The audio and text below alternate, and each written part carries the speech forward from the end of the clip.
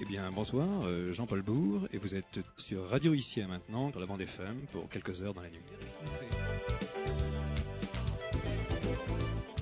Et comme d'habitude, un voyage nocturne fait d'éclairement et d'obscurité aussi.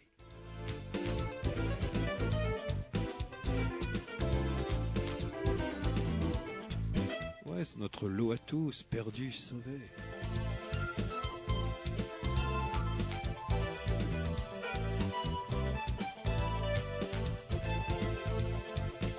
Et où va-t-on, ami, ce soir? Là-bas.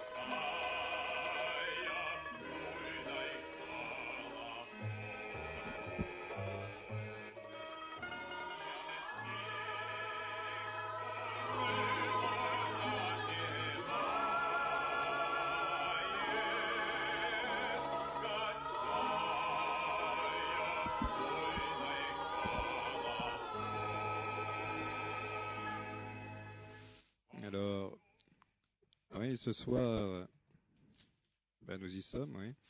Eh bien, ce soir, pour saluer le génie de l'âme russe, je vous propose, en direct, chers amis, la montée au calvaire de Raskolnikov, à partir de Crime et Châtiment de Dostoïevski. Une quête dans l'urgence.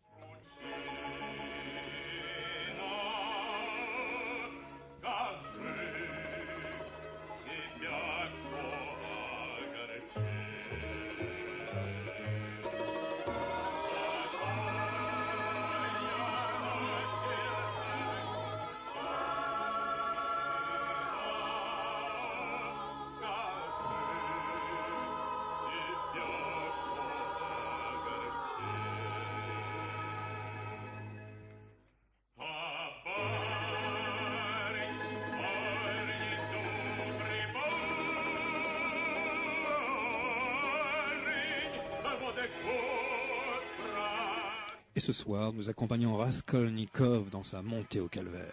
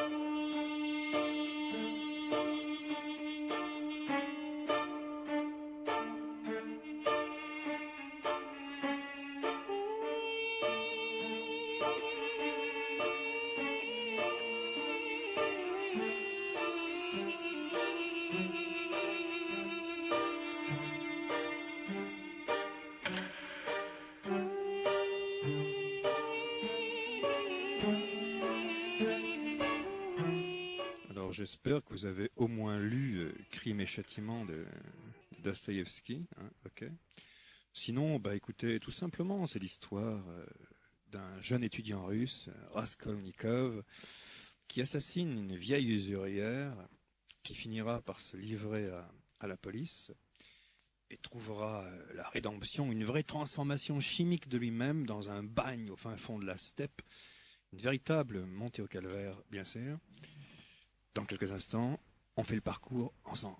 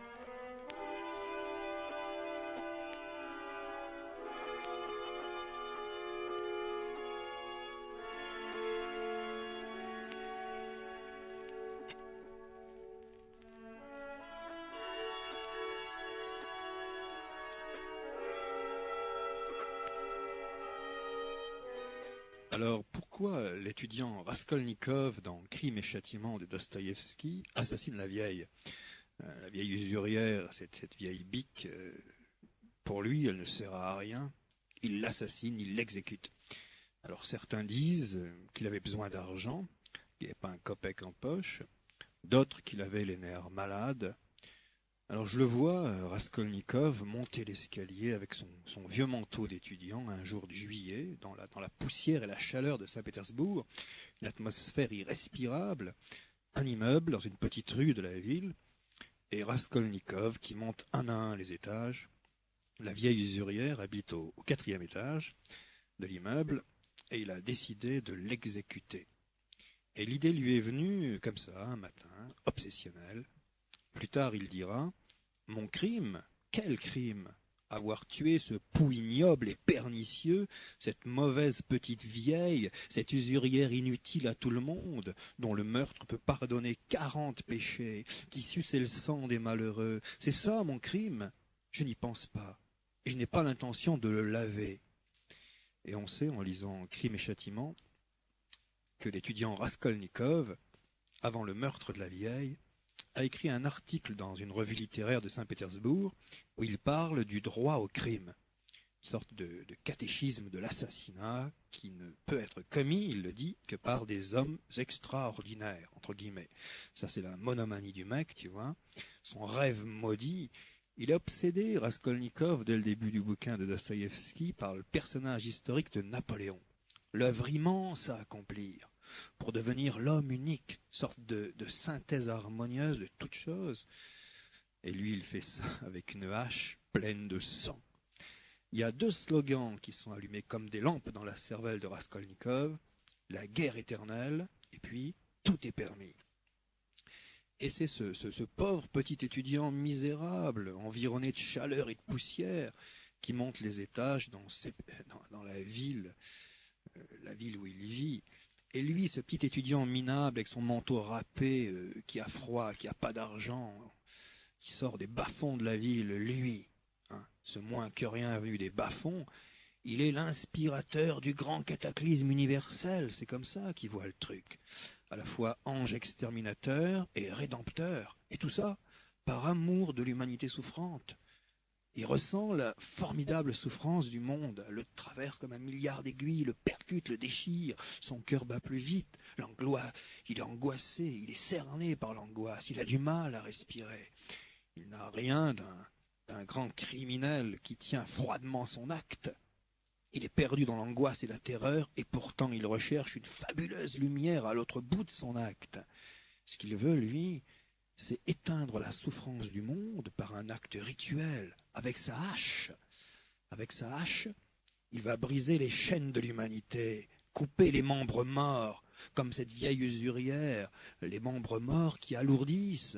qui empêche l'homme de rejoindre l'enfance et les belles lumières, parce qu'il y a la chute, l'effondrement, la descente lourde, pesante dans la matière, le contraire de la rédemption qui est heureuse, légère. Et il porte une hache, le petit étudiant misérable. Tu vois le truc? Sa fragilité, son manteau de misère, sa pauvreté. Il monte essoufflé les étages jusqu'à l'appartement de la vieille, et il porte une lourde hache.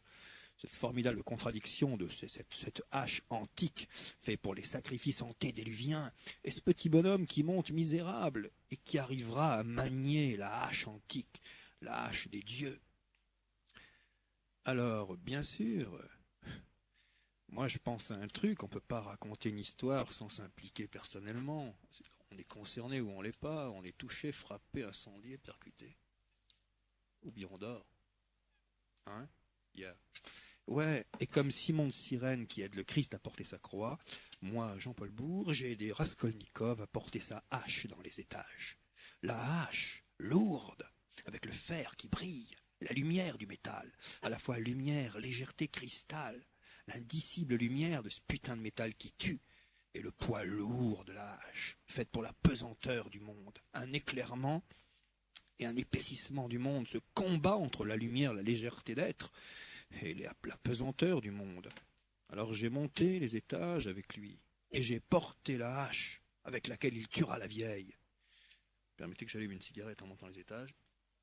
Voilà. On a le droit, on est libre. Selon l'évangile noir de Dostoïevski, mon vieux, tout est permis.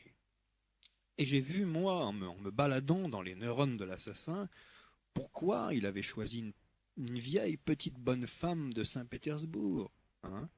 Elle représente la vieillesse lourde et inutile, le piège du temps lamentable qui sert.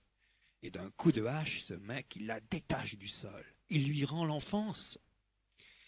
Et c'est ça, le drame de Raskolnikov, bordel. Il le dit. Écoute ce qu'il dit. Il est impossible que des enfants restent enfants.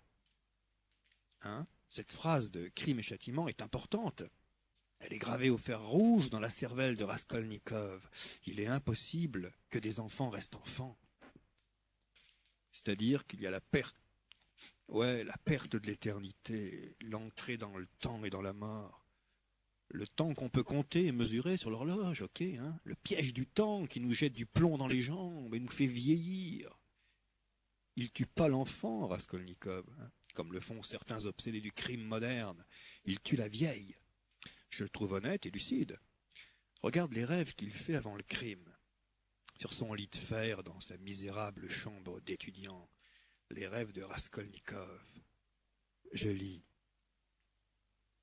Ouais, il fait des rêves d'oasis, des rêves de soleil. Il est au ciel, dans le paradis dans la chute.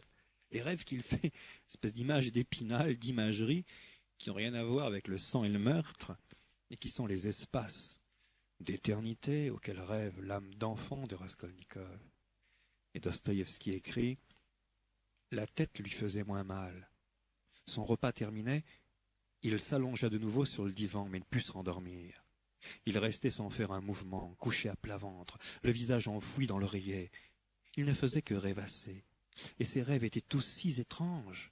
Le plus souvent, il se voyait quelque part en Afrique, en Égypte, dans une oasis.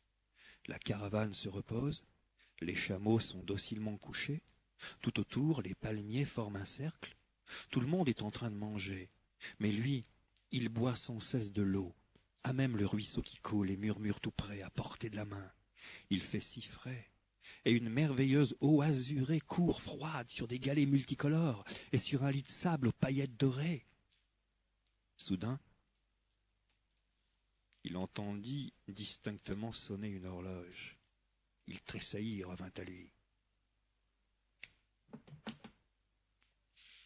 Levant la tête, il regarda par la fenêtre, se rendit compte de l'heure, et tout à coup, complètement lucide, se leva d'un bond comme si on l'avait arraché du divan. Sur la pointe des pieds, il alla vers la porte, l'ouvrit doucement et tendit l'oreille vers l'escalier.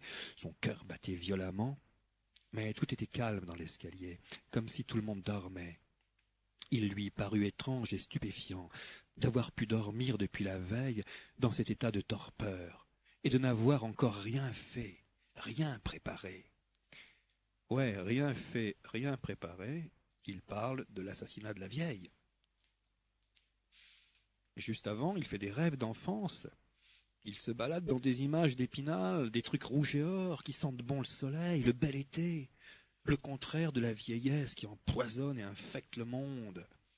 Raskolnikov pratique le culte de l'oiseau bleu. Ouais, le culte d'enfance de l'oiseau bleu. Tu vois bien les rêves qu'il fait. Et il a décidé de laver le monde, de tuer la vieille chouette porteuse de mort, la vieille usurière. Maintenant, ami, je monte les étages avec Raskolnikov, ok? Et c'est moi qui porte la hache. Lui et moi, on a décidé de tuer la vieille et lui piquer son fric. Ouais, cette vieille bique qui sert à rien sur la terre noire avant de monter au ciel. On est des enfants, avec des habits tristes, mais le cerveau traversé par des fulgurances. On est des enfants et on porte la lourde hache des dieux, regarde. Il s'agit d'une mission sainte, sacrée. Et pour aller tuer la vieille, Raskolnikov s'élève. Ouais, il monte des étages. À partir de la porte cochère qui donne sur la rue, il gravit un escalier, il s'élève. De la même façon, quand il ira se livrer à la police, à la fin du livre, il montera encore des escaliers, il s'élèvera, et il dira justement « je m'élève ». On le comprend, il s'agit d'une marche vers la lumière, d'une tentative désespérée d'élévation, de retour au temps d'avant la chute. Il fait le chemin à l'envers. En tuant la vieille, il inverse le temps, il retourne chez lui, il se souvient, son cœur se met à briller, il entend les musiques, ouais, les saintes musiques.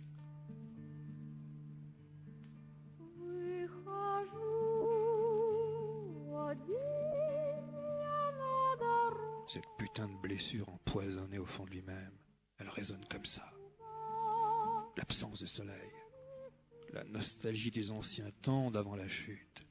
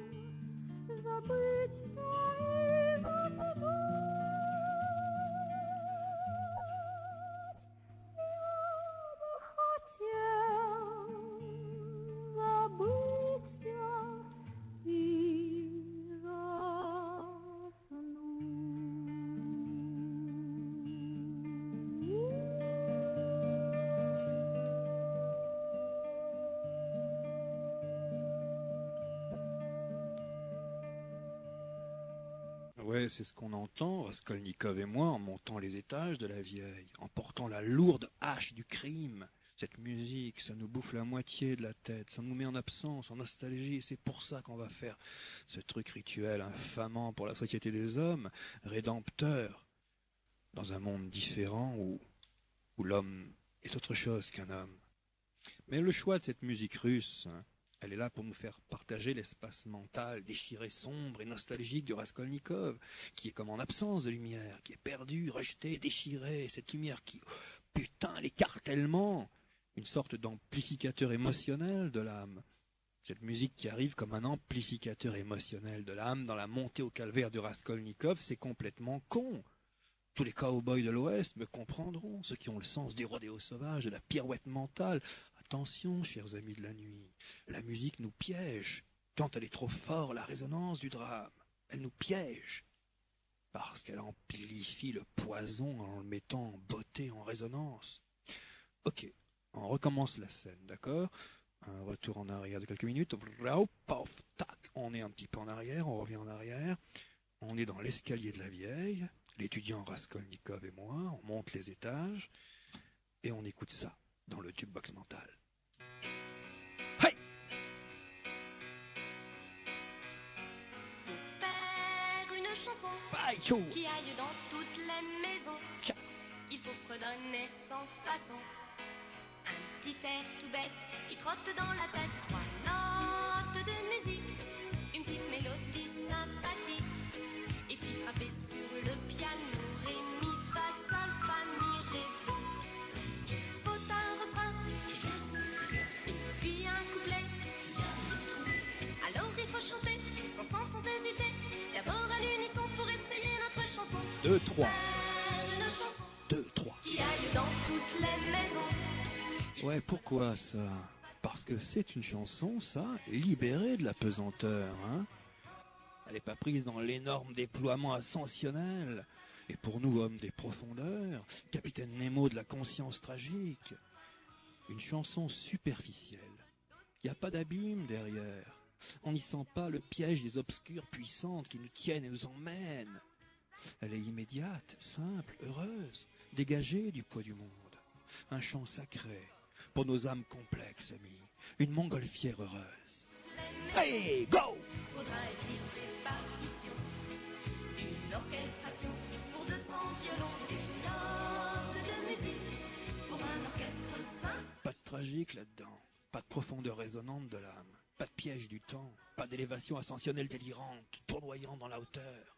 La simplification horizontale des choses posée là, c'est tout. Et si cela vous plaît, avec nous il faut chanter. Attention car maintenant on va trouver un contre-champ. Elle nous décape et nous rend élémentaires, mon cher Watson. Les maisons, il faut redonner sans façon. Un petit air tout bête qui trotte dans la tête. 3 notes Voyez la de musique. musique, une petite mélodie sympathique. On va reprendre la chanson en modulant d'un demi-ton. 1, 2, 3, 4. Faire une chanson qui aille dans toutes les maisons. Il faut redonner sans façon. Ouais, c'est ce qu'on écoutait, Raskolnikov et moi, en portant la lourde hache du crime. Oh, pas seulement ça, faut pas être dupe. Ça aussi.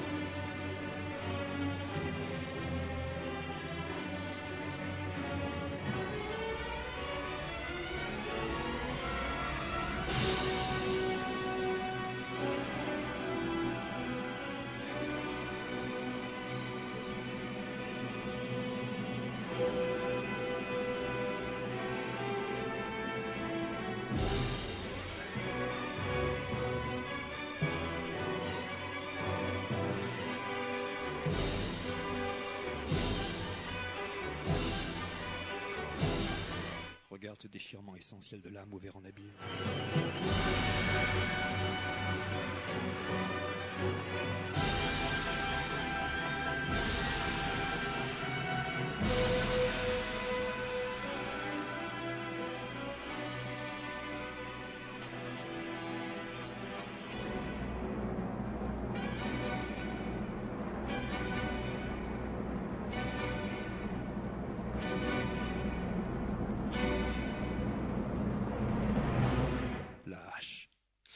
Raskolnikov tue la vieille parce que la vieille a tué l'enfance.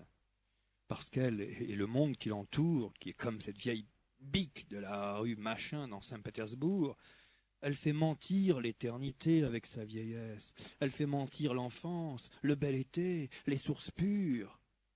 Et le meurtre rituel de la vieille, dans le livre de Dostoïevski, est justement en résonance avec mon dernier livre, Café Havelka, paru aux éditions de Magri.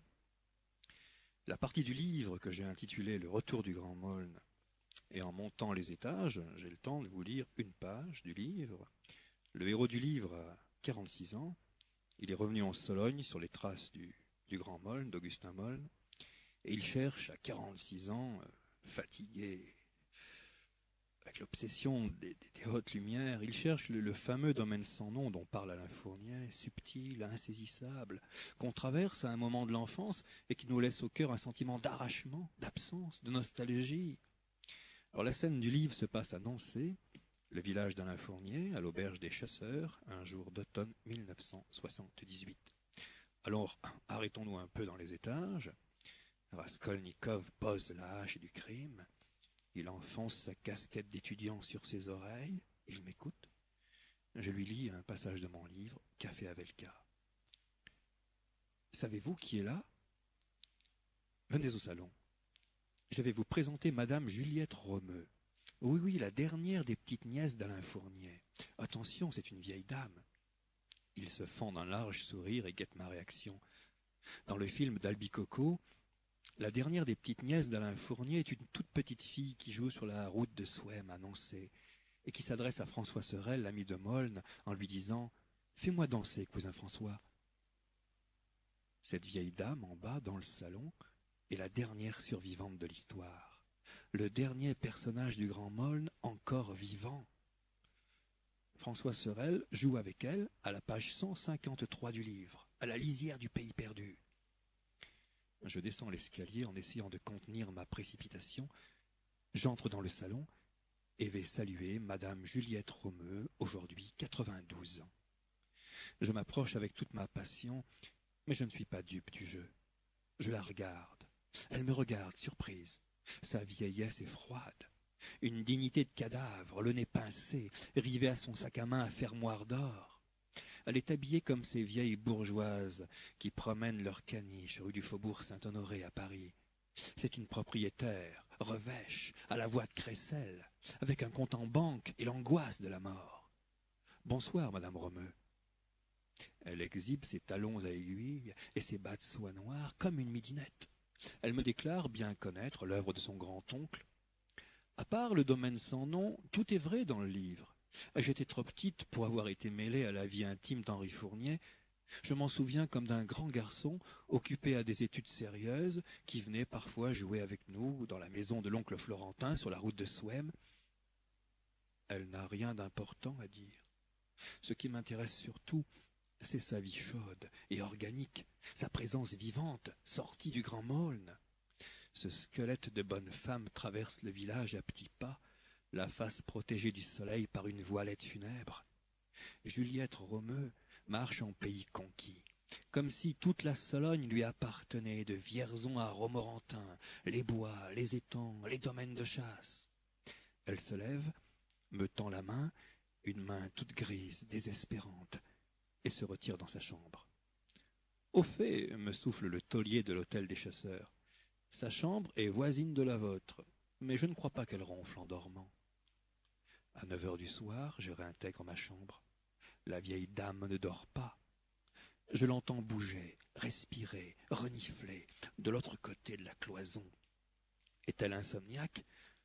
On dirait qu'elle se débat, qu'elle essaie d'échapper à une emprise. Je l'écoute, l'oreille contre la cloison de la chambre, retenant ma respiration pour tout voir, tout entendre. Elle n'est même pas tragique, elle est pitoyable. Je l'imagine en sous-vêtements noirs, au milieu de sa chambre, se regardant en grimaçant dans la glace de son armoire. Vieille Madame Romeu, aux cuisses gainées de soie noire, avec son soutien-gorge à dentelle serré sur sa poitrine plate, un corps d'insecte, avec de la peau et une odeur. Je m'approche d'elle dans l'obscurité, prends sa taille et colle mon sexe contre son vieux corps. Oui, Je me branle de l'autre côté de la vitre, de l'autre côté du mur, tout à coup possédé par une terrible sorcellerie. Je mords son cou, la pénètre, et je bande dans son ventre de chair morte, lui prends la gorge, essaie de l'étrangler en hurlant. Vous avez tout perdu, tout renié. C'est par votre faute que la mort est entrée dans le domaine sans nom. La vieille dame ne gémit même pas. Elle se laisse mourir. Je retombe sur mon lit, épuisé. J'écoute la respiration haletante. Plus de bruit dans la chambre voisine. La vieille madame Romeu ne bouge plus. On ne l'entend plus respirer, renifler. Elle dort. Ou elle est morte. Ça, c'est la fin de ce chapitre de mon livre Le Retour du Grand Moln, enfin, tiré de ce livre Café Havelka. Et l'histoire continue, je ne vais pas vous lire tout le livre. Le chapitre qui suit a pour titre Les habits noirs. Et il commence par « J'ai choisi la tombée du jour pour quitter l'auberge et m'approcher de la maison d'Alain Fournier sans être vu. J'ai chaussé les semelles souples du rôdeur. » Bon, bourre, arrête de faire de la pub à l'antenne pour tes bouquins. Prends pas des chemins de traverse. Tu montes les étages d'une maison, ok, justement de Saint-Pétersbourg, avec l'étudiant Raskolnikov, dans la cervelle enfiévrée de Dostoïevski, dans l'espace mental de ce mec, et tu vas tuer la vieille avec une hache, un vrai crime, pas une branlette funèbre dans les bois de Sologne. On est au 4e étage. Raskolnikov et moi, on a réussi à s'introduire chez la vieille. Elle se tient près de la fenêtre. Rascol et moi, on soulève la lourde hache à 2 mains. La hache antique. Ah, le truc. C'est un geste de transe, bordel. Un miracle. Un truc dingue. Quoi? Où?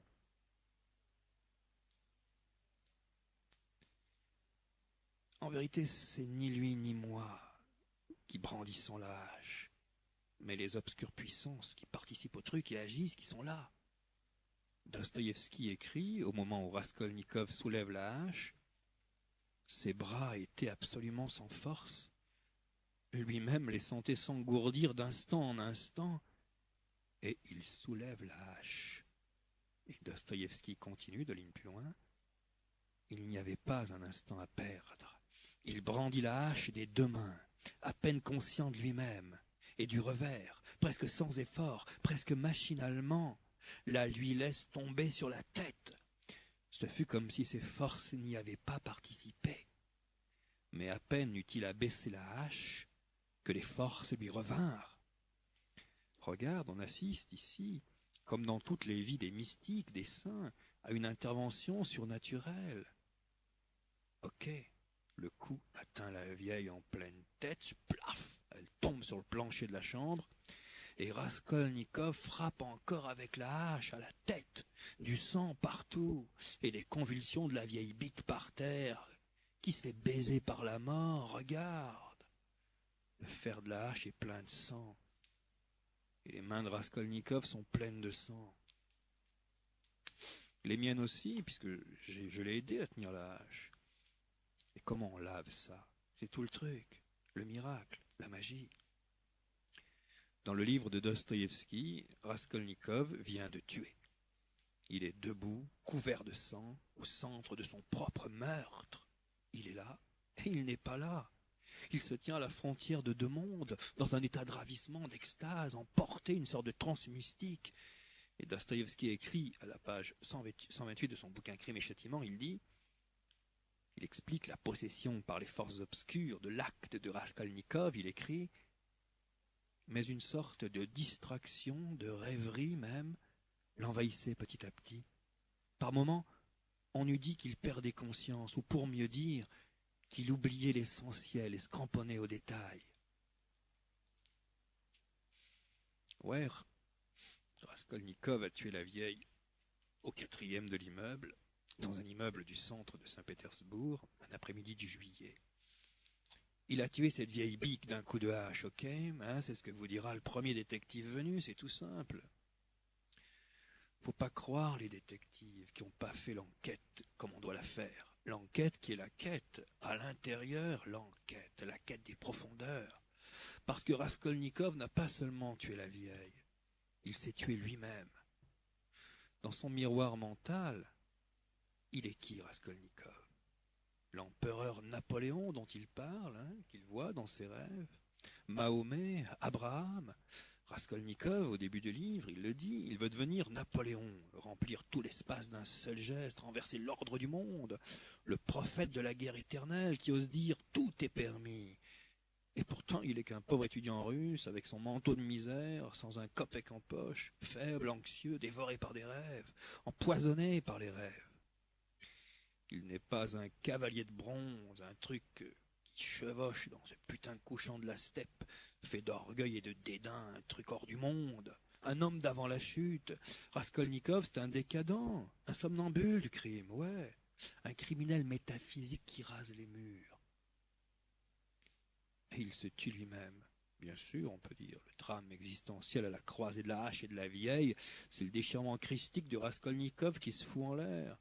C'est lui-même qui la bat avec la hache, la mauvaise image de lui-même, celle du temps et de la mort. Parce qu'il est impossible qu'un enfant reste un enfant. Il doit vieillir, cadenassé, verrouillé par les lois du temps et mourir. Et dans le tome 2 de Crime et Châtiment, voilà, il dit « Mais comment ai-je tué? Est-ce ainsi qu'on tue? Est-ce donc comme je l'ai fait alors qu'on s'apprête à tuer? Je te raconterai un jour comment j'y suis allé. Est-ce la vieille que j'ai assassinée? C'est moi que j'ai tué, et non la vieille. Là, au même moment, je me suis bel et bien achevé d'un seul coup à jamais. Et quant à la vieille, c'est le diable qui l'a tuée, et non pas moi. Le diable, c'est-à-dire la partie obscure de Raskolnikov, le cheval sauvage, celui qu'on retient pas, qu'on contrôle pas, qui lui échappe. Je connais le diable. Il est le vertige de l'homme, sa doublure d'abîme, le prophète de la guerre totale. Quand Raskolnikov dort dans sa misérable petite chambre d'étudiant de Saint-Pétersbourg, ok, sur son lit de fer, la partie obscure de lui-même chevauche dans la steppe, avec les cavaliers de bronze. Elle galope, elle tue et meurt dans l'éternité, à une distance humaine qui est inacceptable pour nous, bien sûr. Comment? C'est quoi? Peut-être. Mais regarde le bruit qu'elle fait et l'émotion qu'elle donne. Raskolnikov et moi-même, dans l'étendue nocturne du rêve, avec les cavaliers de bronze, plein feu sur la steppe, on s'ouvre comme ça, tu te mets en musique et en urgence, en lumière, sur le grand écran de couleur, ton acte, de ce que tu fais. Un truc comme ça dans la cervelle, qui charge l'histoire, et te rend à la partie obscure toi-même, celle de la steppe, d'avant le déluge, des temps antédéluviens, des temps perdus, les feux de camp, hennissements et poussière, cette putain de steppe. Nous sommes chez nous, amis, dans les temps d'avant la chute.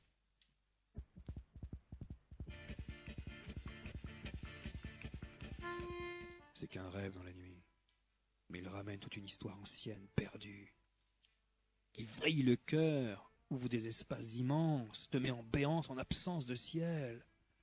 Et d'un seul coup,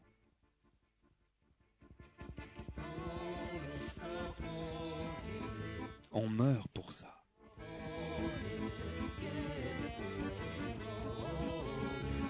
Si tu meurs dans les plis de cette musique, tu restes intact, sauvé.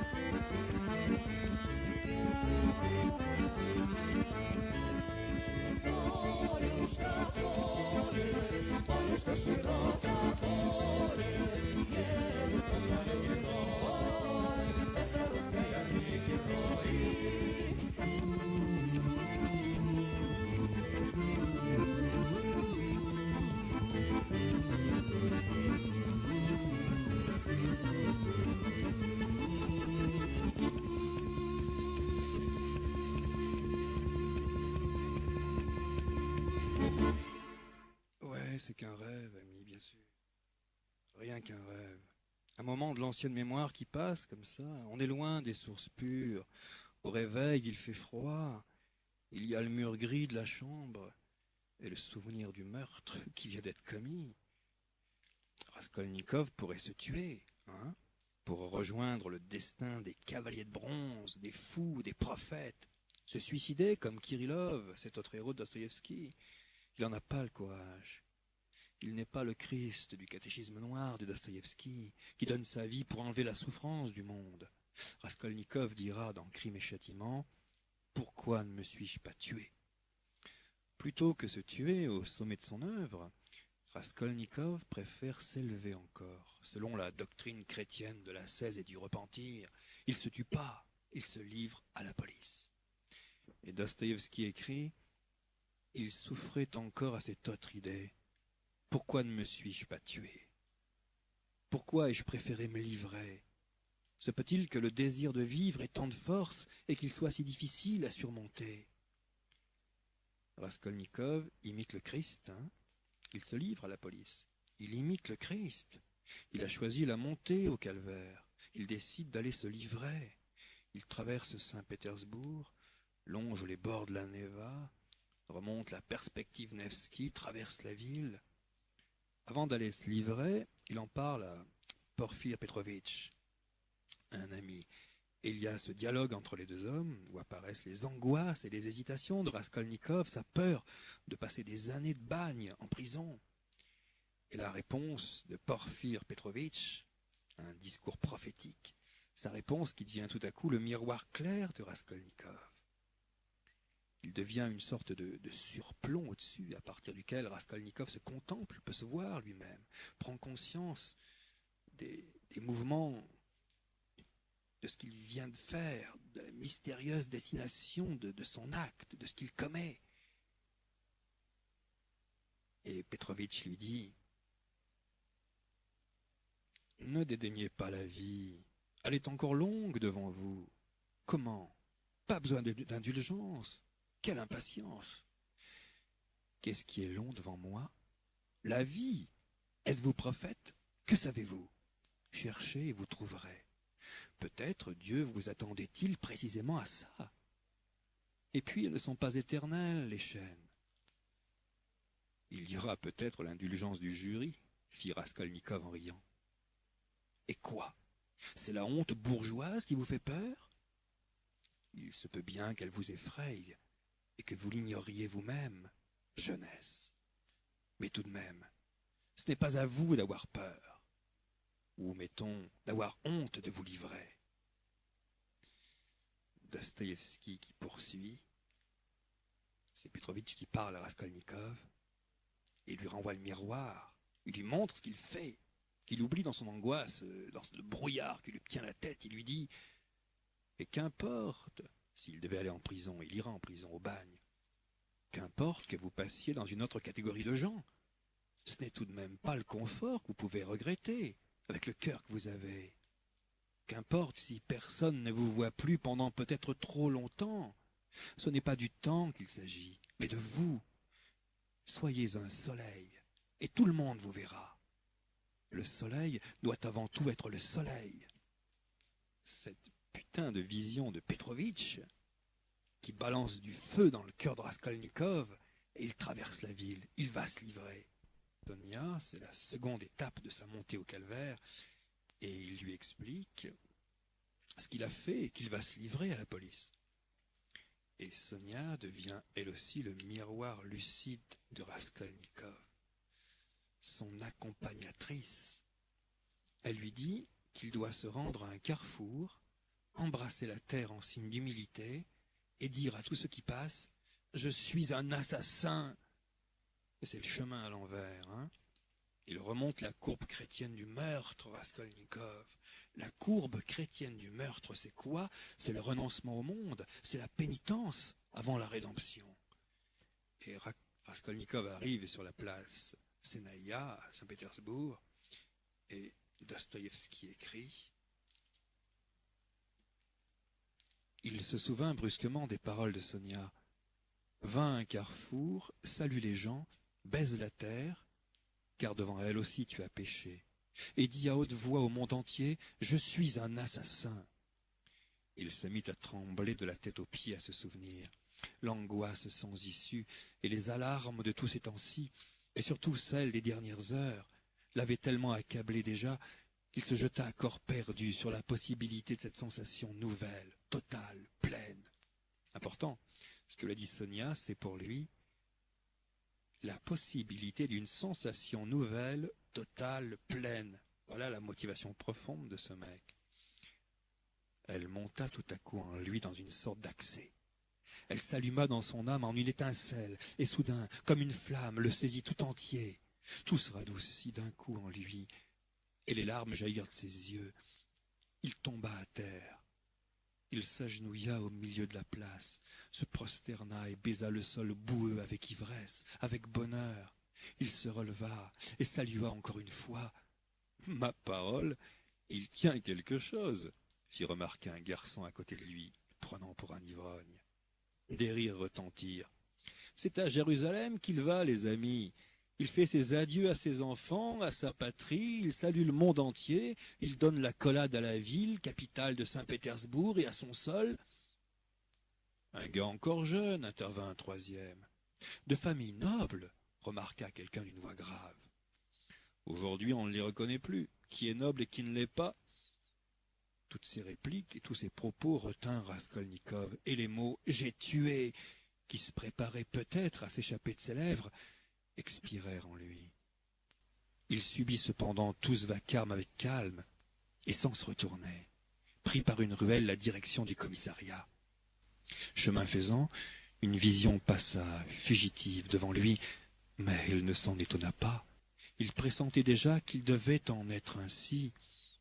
Au moment où, sur la place Sénaïa, il s'était prosterné pour la seconde fois, il avait, tournant la tête à gauche, aperçu Sonia, à une 50aine de pas.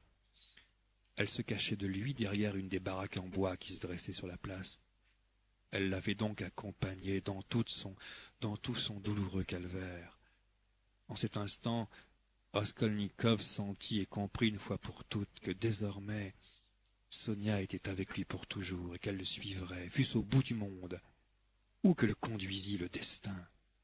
Son cœur en fut bouleversé, mais le voici déjà parvenu à l'endroit fatal. Il entra dans la cour d'un air assez vaillant. Il lui fallait monter au 3e étage du commissariat. « D'ici, je monte, songea-t-il. » Et Raskolnikov s'élève, monte à travers les étages. Il va se livrer, ce mec, ouais, pourquoi? Encore une fois, la vieille obsession christique de Dostoïevski, percuté par les puissances obscures qui lui bouffent la cervelle. Et puis, sa montée au calvaire, sa traversée. Ouais, ce qu'il fait quoi? Il a choisi de porter sa hache comme on porte une croix, d'aller à la rencontre des flics qui vont le juger et l'exécuter. Il a choisi de faire de son crime une vraie montée au calvaire, une traversée nocturne éprouvante, à travers la nuit, sans secours, rien, vide, silence, solitude totale de soi, perdu dans l'immensité sans limite, prêt à tomber dans d'effroyables vertiges. Qu'est-ce qu'il m'arrive? Arrivé dans ce commissariat, tout bascule. Il passe sur l'autre versant, de l'autre côté, il ne sait pas ce qui va lui arriver. Cette putain de montée au calvaire, c'est l'initiation noire de Raskolnikov, avec une lumière au bout.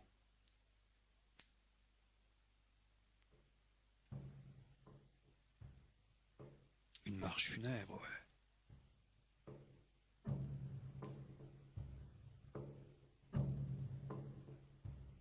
Ça résonne comme ça dans sa tête.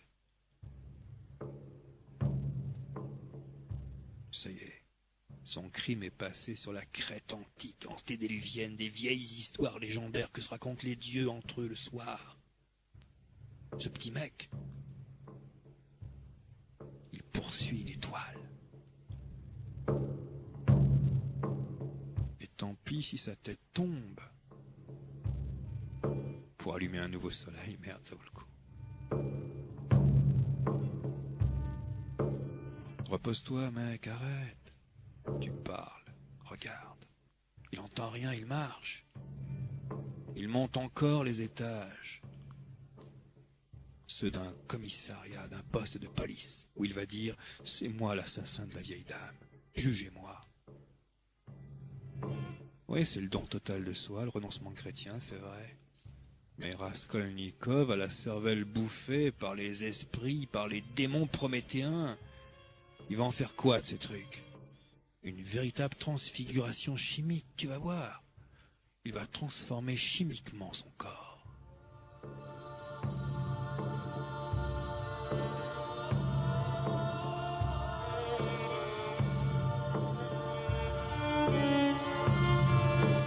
Ô sainte musique, accompagnez-le jusqu'à l'instant fatal où tout s'éteint, où le secours t'est refusé, où tu changes de monde, où tu renonces, où tu meurs au monde, dans ta chair, dans ton âme.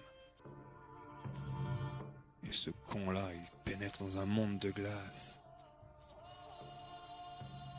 C'est les appels du bel été, c'est cela, on reconnaît les sons de cristal du jardin d'avant la chute. Mais filtré à travers sa souffrance, à travers l'écartèlement, le déchirement de lui, ça donne ça.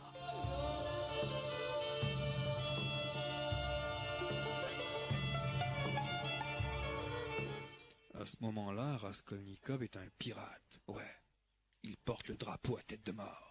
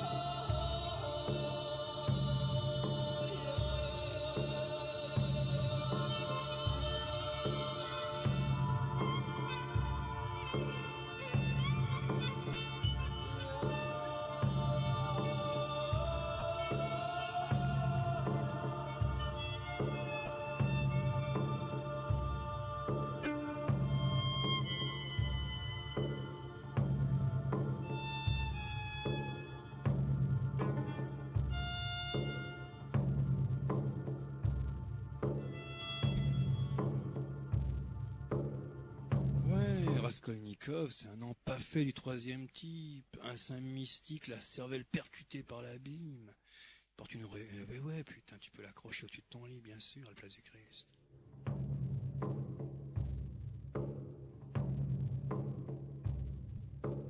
On fait ce qu'on veut, on n'est pas des bœufs d'abattoir, on est libre.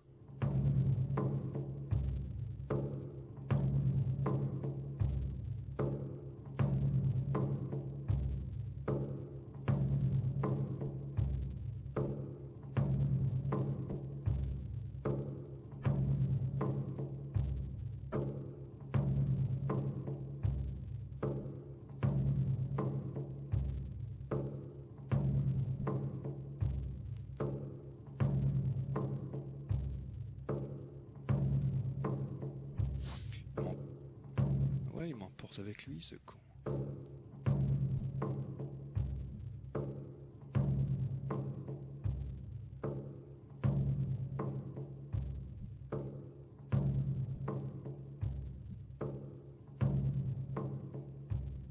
Ouais, il est sûr que je peux pas faire un joint en même temps et vous raconter comment Raskolnikov traverse sa nuit de l'âme à la façon de Saint Jean de la Croix.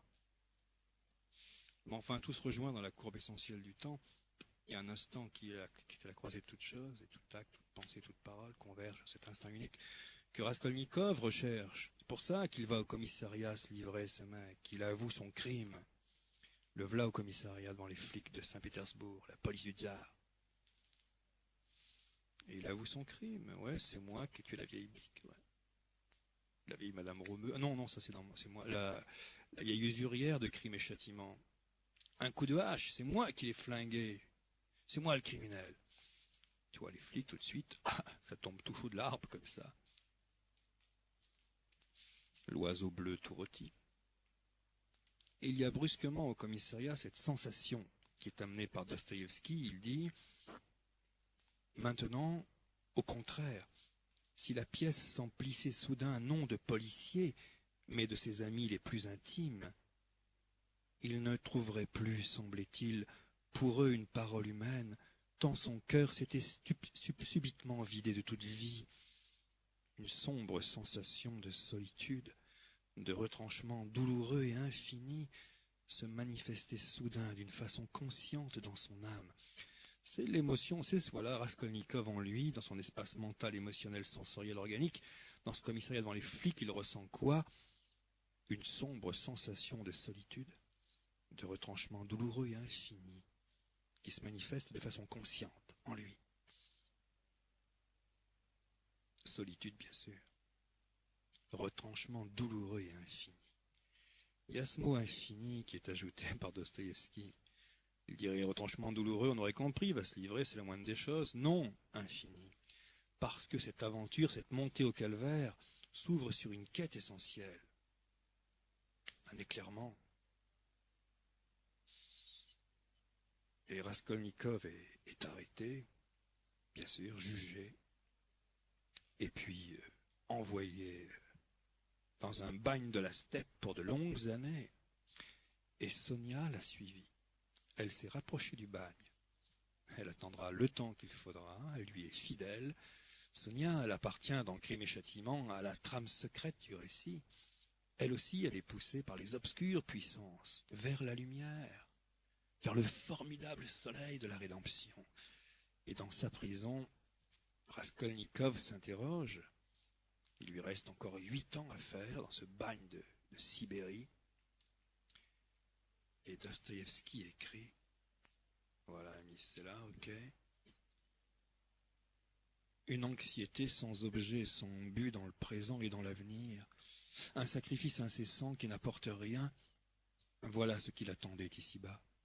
Et qu'importait que dans 8 ans, il n'aurait que 32 ans et pourrait recommencer à vivre. Pourquoi vivre? Dans l'attente de quoi? À quoi aspirer? Vivre pour exister? Mais déjà, auparavant, il avait été 1000 fois prêt à donner sa vie pour une idée, pour un espoir, même pour un rêve. L'existence seule ne lui avait jamais suffi. Il avait toujours voulu davantage. Peut-être, par la seule force de ses désirs, s'était-il alors cru un homme à qui davantage était permis qu'à un autre. C'est ce qui a fait que ce mec flingue la vieille madame au 4e étage, parce qu'il considère qu'il a des droits différents, parce qu'il considère aussi, on le voit bien dans ce qui se balance là, il est dans ce moment nihiliste, c'est la nuit de Saint Jean de la Croix, le nihilisme total, c'est la nuit de Saint Jean de la Croix. Dans la montée au Carmel, qui est une montée au calvaire vers la lumière, il y a une traversée des nuits successives, et la nuit c'est le moment où, d'un seul coup, tu as démystifié le monde entier, tu as démonté la machinerie humaine, tu as démonté la trame même de la matière du monde. Vide total, nuit obscure, il n'y a plus rien, plus de soutien, plus d'appui, plus d'ersatz, plus de béquilles pour marcher, plus de jeu auquel t'accrocher. Tu as foutu en l'air tous tes appuis, seul dans le vide noir. Dans la montée, ce vide n'est pas en bas, c'est pas une redescente ou un casse-gueule dans l'autre sens. C'est dans la montée au calvaire que ça se passe, la traversée des nuits, bien sûr. Et en prison, Raskolnikov a des visions. Dostoïevski écrit, la journée, ça se passe au bagne donc, la journée était de nouveau claire et douce. De bon matin, vers 6 heures, il se rendit à son travail à bord du fleuve, où dans un hangar on broyait l'albâtre et avait installé un four pour le cuire. 3 ouvriers seulement étaient présents. Un des détenus retourna avec le surveillant à la prison pour chercher quelque outil. L'autre se mit en devoir de préparer le bois et de remplir le four. Raskolnikov sortit du hangar, alla jusqu'au bord de l'eau, et s'asseyant sur les rondins rangés près du hangar, regarda le fleuve large et désert. De la rive élevée, on découvrait une vaste perspective. De l'autre rive, lointaine, arrivait un champ à peine perceptible. Là-bas, dans la steppe inondée de soleil qui s'étendait à perte de vue, des tentes nomades formées de minuscules points noirs.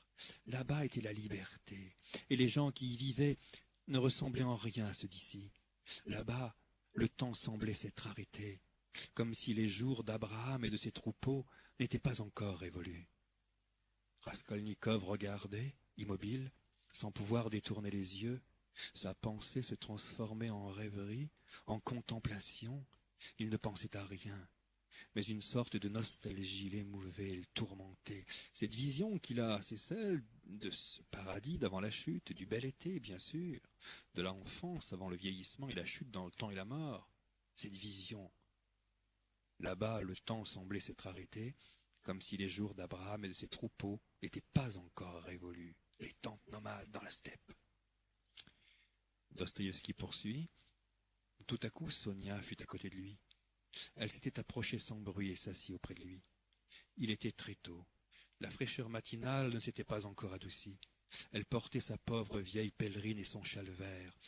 Son visage gardait encore des traces de maladie. Il était amaigri, pâli et très tiré. Elle lui sourit gentiment et d'un air joyeux, mais à son ordinaire, c'est avec timidité qu'elle lui tendit la main.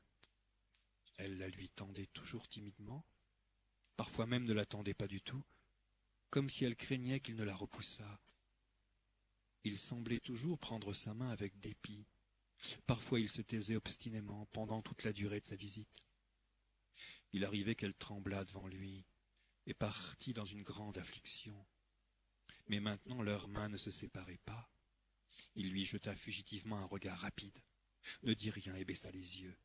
Ils étaient seuls, personne ne les voyait. Le garde s'était détourné. Comment cela arriva, il ne le savait pas lui-même, mais soudain, ce fut comme si quelque chose l'eût saisi et jeté aux pieds de Sonia. Il pleurait et lui étreignait les genoux. Au premier abord, elle fut terriblement effrayée, et son visage se couvrit d'une pâleur mortelle. Elle se leva brusquement et le regarda en tremblant. Mais aussitôt, au même instant, elle comprit tout.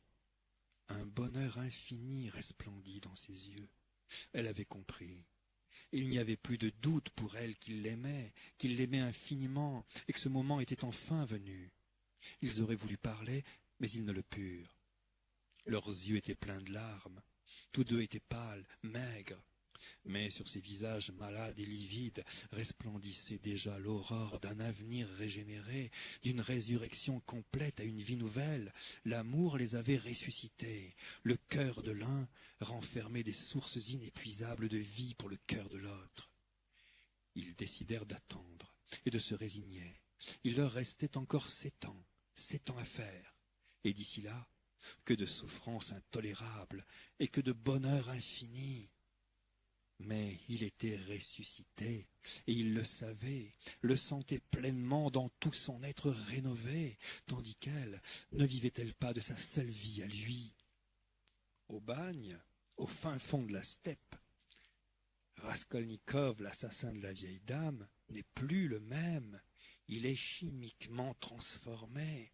Il a fallu la solitude, le meurtre, la souffrance, la formidable tentative d'arrachement pour qu'il retrouve l'éclairement d'avant la chute. La montée au calvaire de Raskolnikov se termine par la résurrection. C'est le retour du bel été. Les douces lumières, le happy end. Ok, c'est la fin du film, mes amis. Ça se termine par un happy end monumental, comme dans les romans photos. La fin du film en couleur. Et je vous laisse avec le froid et la solitude, avec le temps qui passe et la mort qui vient. Raskolnikov, ouais, lui, l'étudiant russe, il s'est démerdé. Il a trouvé la porte, il a traversé le miroir. La méthode de Raskolnikov, son ascèse. Quelle façon il fonctionnait. c'est Dostoïevski qui en détient la clé. Il y a d'abord cette phrase dans Crime et Châtiment. Et ça, mon vieux, c'est un alcool fort pour nos faiblesses humaines. Un truc qui nous porte du kérosène dans le moteur. Voilà ce qu'il dit. Raskolnikov dit « Tout cela n'est que convention, que forme, tout est relatif », pensa-t-il fugitivement, d'un coin de pensée seulement, en tremblant de tout son corps. Il pense à ça dans un coin de sa pensée seulement. Le reste du corps est dans l'angoisse du crime qu'il a commis, il va se livrer. Et cette pensée fugitive, cette fulgurance où il dit, cette hyper-lucidité, voilà tout le truc, cette vision quantique où il dit « Tout cela n'est que convention, que forme, tout est relatif ». Tout à coup, une fulgurance lucide, derrière l'angoisse de Raskolnikov. Tout cela n'est que convention, que forme, tout est relatif. Ça, c'est la méthode rapide rythmée, la relativité quantique, qui fait que les contraires basculent, tournoient, se mettent en mouvement et recomposent à une vitesse absolue l'instant, où l'antinomie des forces fusionne en une seule fulgurance qui est l'instant, le pur cristal, cette lumière du bel été. Ça, c'est Dostoïevski et l'épilepsie. Dosto, qui est épileptique, lui, et aussi le prince Mishkin dans l'Idiot, cet autre prophète qui est épileptique comme Dosto l'était. L'épilepsie de Dostoïevski explique aussi ses bouquins et son œuvre. C'est le jeu même, c'est le truc, c'est l'articulation quantique dont on parlait tout à l'heure. La tension entre deux pôles. Flauf! L'extase et l'anéantissement. L'extase et l'abîme. Fulgurance et fusion. L'instant concentré. Ouais, chez Dostoïevski, il y a cette recherche des états concentrés comme la foudre. Espèce de collapsus émotionnel, comme dans l'épilepsie. Et comme dans le jeu, Dostoïevski est un joueur. Il a perdu le peu de fric qu'il avait souvent à la roulette dans les casinos. Il a écrit un bouquin superbe qui s'appelle Le Joueur. Que ce soit le revolver de Kirillov dans Les Possédés, ou la roulette d'un casino dans Le Joueur, ou l'épilepsie du prince Mishkin, hein, c'est la même recherche d'états rapides, concentrés, qui naissent du jeu des contraires. Ce que dit Stefan Zweig quand il parle du joueur et aussi du caractère de Dostoïevski, il dit « noir ou rouge, pair ou impair, bonheur ou anéantissement, gain ou perte, comprimé dans la seconde où la roue tourne, la tension concentrée en cet éclair de douleur et de jouissance qui est à l'image de son caractère. » Il parle de Dostoïevski. Ce moment concentré, cet instant pur, cristal, premier soleil. Et Dostoïevski dit, en parlant de lui-même, « Partout et toute ma vie, j'ai dépassé les limites. Ce besoin dingue d'un oxygène par-delà l'horizon qu'on met devant toi pour te dire le monde et sa compréhension, chers amis, s'arrêtent ici. Après, c'est du domaine de la science ou de la religion, surtout pas de l'expérience vivante humaine. Vous seriez des asociaux. Vous comprendriez, vous briserez le système, vous foutriez un putain de coup de botte dans la fourmilière du meilleur des mondes. Dostoïevski, qui a connu le bagne, ouais, il a été au bagne. La maladie, il a écrit le fameux souvenir de la maison des morts, superbe. Des années de bagne il a fait, pour des implications politiques, encore une fois, son besoin de créer des instants de transe comme ça. Le bagne, la maladie, les hantises, le besoin fou de lumière. Dostoïevski, c'est un géant tombé, en absence de ciel, sa poitrine immense ouverte. Et Dostoïevski vieillissant, ouais, comme le Casanova de Fellini, devenu l'épouvantail de lui-même. Ah, le truc, comme la vieille dame de Crime et Châtiment, il a la même tronche qu'elle. Ouais, mes amis, plus le temps passe, plus on est l'épouvantail de soi-même. Mais l'épouvantail, c'est pas une figure triste, creuse et immobile qui est habitée par le vent comme ça, posée. Dans épouvantail, il y a le jeu des contraires quantiques en mouvement, en lutte créatrice perpétuelle. Dans épouvantail, il y a épouvante et bataille. C'est la guerre éternelle. L'homme et sa part d'ombre s'empoignant, roulant dans l'abîme, en faisant naître des soleils. En parlant de Dostoïevski, Zweig a écrit, justement, « Il tient à rester une flamme se dévorant elle-même pour ressusciter chaque jour, pour se renouveler éternellement, avec des forces toujours plus grandes et des antinomies de plus en plus violentes. Le besoin de faire naître les contraires de façon tranchée, de les mettre en harmonie rythmique, de faire le passage et de jouer dans ce jeu d'énergie. C'est ce combat, ce déchirement entre l'extase et l'abîme que Raskolnikov appelle la guerre éternelle. Quand il crie, avant de commettre son crime, « Vive la guerre éternelle !» Il lance un cri de guerre, il lance une quête. Misérable étudiant avec son manteau pourri, froid, pas un copec en poche. Vive la guerre éternelle, il gueule, il lance une quête et il fait sa montée au calvaire. Hey! Cavalier de bronze dans la steppe, l'autre partie de lui-même, obscur. Oh! À la recherche des claires lumières, des sources pures, des oasis disparues.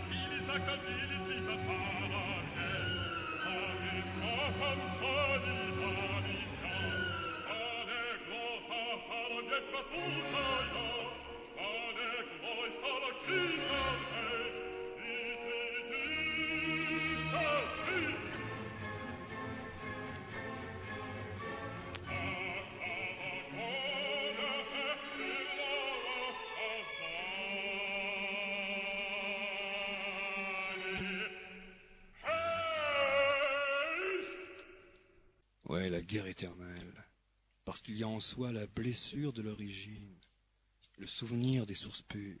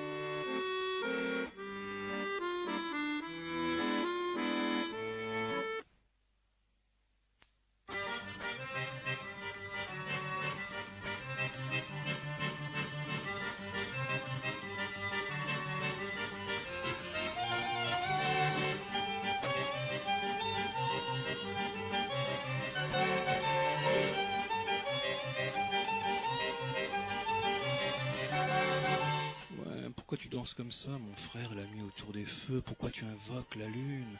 N'invoque rien, ne prie pas, n'implore pas, ne demande pas le secours du ciel. Prends le ciel d'assaut, va décrocher la lune, bien sûr, décroche la lune. Bonjour, Caius. Bonjour, Hélicon. Tu sembles fatigué. J'ai beaucoup marché. Oui, ton absence a duré longtemps. C'était difficile à trouver. Quoi donc? Ce que je voulais. Et que voulais-tu? La lune. Quoi? Oui, je voulais la lune. Pourquoi faire? Eh bien, c'est une des choses que je n'ai pas. Bien sûr. Et maintenant, tout est arrangé. Non. Je n'ai pas pu la voir. C'est ennuyeux. Oui. C'est pour cela que je suis fatigué. Hélicon. Oui, Caius. Tu penses que je suis fou? Tu sais bien que je ne pense jamais. Je suis bien trop intelligent pour ça. Oui, enfin. Mais je ne suis pas fou. Et même je n'ai jamais été aussi raisonnable. Simplement, je me suis senti tout d'un coup un besoin d'impossible. Les choses telles qu'elles sont ne me semblent pas satisfaisantes. C'est une opinion assez répandue. Il est vrai, mais je ne le savais pas auparavant. Maintenant, je sais. Ce monde tel qu'il est fait n'est pas supportable. J'ai donc besoin de la lune ou du bonheur, ou de l'immortalité, de quelque chose qui soit dément peut-être, mais qui ne soit pas de ce monde. C'est un raisonnement qui se tient. Mais en général, on ne peut pas le tenir jusqu'au bout. Je n'en sais rien. C'est parce qu'on ne le tient jamais jusqu'au bout que rien n'est obtenu. Et il suffit peut-être de rester logique jusqu'à la fin. Je sais aussi ce que tu penses. Que d'histoire pour la mort d'une femme. Non, ce n'est pas cela. Je crois me souvenir, il est vrai, qu'il y a quelques jours, une femme que j'aimais est morte. Mais qu'est-ce que l'amour? Peu de choses. Cette mort n'est rien, je te le jure. Elle est seulement le signe d'une vérité qui me rend la lune nécessaire. C'est une vérité toute simple et toute claire. Un peu bête, mais difficile à découvrir et lourde à porter. Et qu'est-ce donc que cette vérité, Caius? Les hommes meurent et ils ne sont pas heureux. Ah non, Caius, c'est une vérité dont on s'arrange très bien. Regarde autour de toi, ce n'est pas ça qui les empêche de déjeuner. Alors c'est que tout autour de moi est mensonge. Et moi je veux qu'on vive dans la vérité. Et justement, j'ai les moyens de les faire vivre dans la vérité. Car je sais ce qui leur manque, Hélicon. Ils sont privés de la connaissance et il leur manque un professeur qui sache ce dont ils parlent. Ne t'offense pas, Caius, de ce que je vais te dire. Mais tu devrais d'abord te reposer.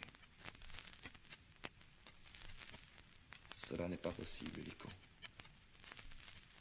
Cela ne sera plus jamais possible. Et pourquoi non? Si je dors, qui me donnera la lune? Ce n'est vrai. Écoute, Hélicon. J'entends des pas et des bruits de voix. Garde le silence et oublie que tu viens de me voir. J'ai compris. Et s'il te plaît, aide-moi désormais. Je n'ai pas de raison de ne pas le faire, Caius, mais je sais beaucoup de choses et peu de choses m'intéressent. À quoi donc puis-je t'aider? À l'impossible. Je ferai pour le mieux. Aide-moi désormais. À quoi?